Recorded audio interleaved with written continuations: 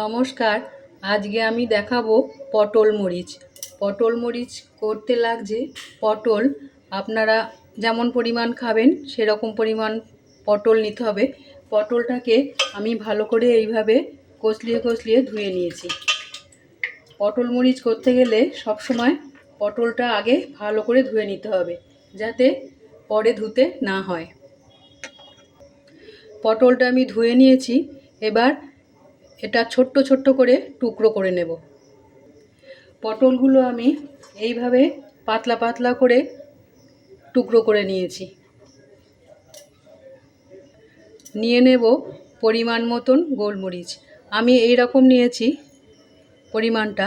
আপনারা যদি ঝাল বেশি খান তাহলে গোলমরিচের পরিমাণ বাড়িয়ে দেবেন। এই গোলমরিচটা আমি শিলে পেস্ট করে নেব। মিক্সিতে করলে ভীষণ ডাস্টটা হয়ে যায়, সেজন্য আধ খচা রাখার জন্য আমি এটা শিলে পেস্ট করে নেব। গ্যাসটা জ্বালিয়ে দিয়েছি। আমি পরিমাণ মতন তেল দিয়ে দেব। পটল মরিচ করার জন্য সব সময় সর্ষের তেলটা ব্যবহার করবেন, তাতে খুব ভালো টেস্টটা আসে। দিয়ে দিলাম পরিমাণ মতন তেল। তেলটা খুব ভালো করে গরম করে নিতে হবে। তেলটা ভালো করে গরম হয়ে গেছে। এবার এটাকে কড়াতে ভালো করে বুলিয়ে নেব। আপনারা খুন্তি দিয়ে বোলাবেন, আমি শাঁসি দিয়ে ধরে ভালো করে কড়ায় মাখিয়ে নিলাম। এবার আগে থেকে কেটে রাখা পটল আমি এর মধ্যে দিয়ে দিলাম। আগে থেকে ধুয়ে রেখে যদি পটলটা কাটা যায় তাহলে জলটা বেরোয় না।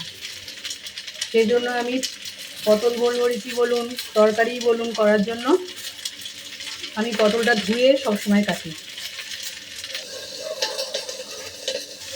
ঢাকাটা খুলে আমি পটলটা উল্টিয়ে দিয়েছি।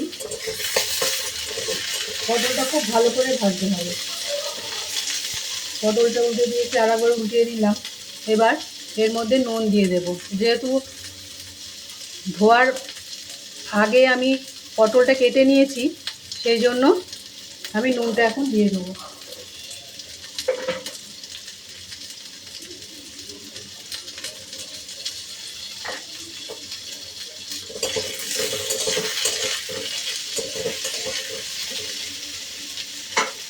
মাফ করবেন, ওটা ধোয়ার আগে নয়, আমি ওটা ধোয়ার পরে কেটেছি।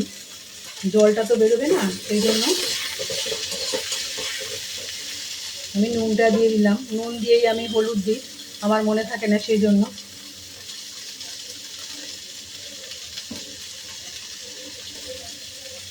দিয়ে দিলাম হলুদ।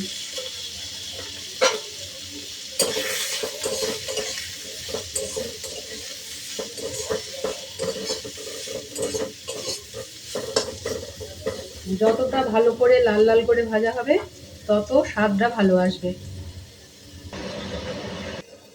আপনারাও তো পটলের অনেক রকম রেসিপি খেয়েছেন। এই রেসিপিটা করে খাবেন। এটা রুটির সাথে ভীষণ ভালো লাগে, গরম রুটির সাথে, মুড়ির সাথেও ভালো লাগে। পটলটা আমার লাল করে ভাজা হয়ে গেছে।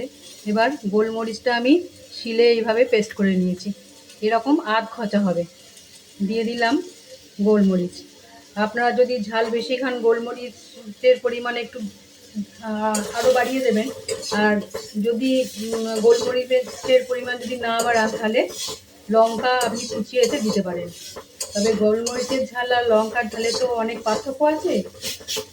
এই আমার হয়ে গেছে পটল মরিচ।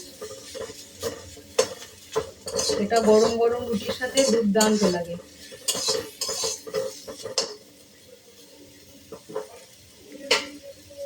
আমার হয়ে গেছে পটল মরিচ। আপনারা খান, নিশ্চয়ই ভালো লাগবে।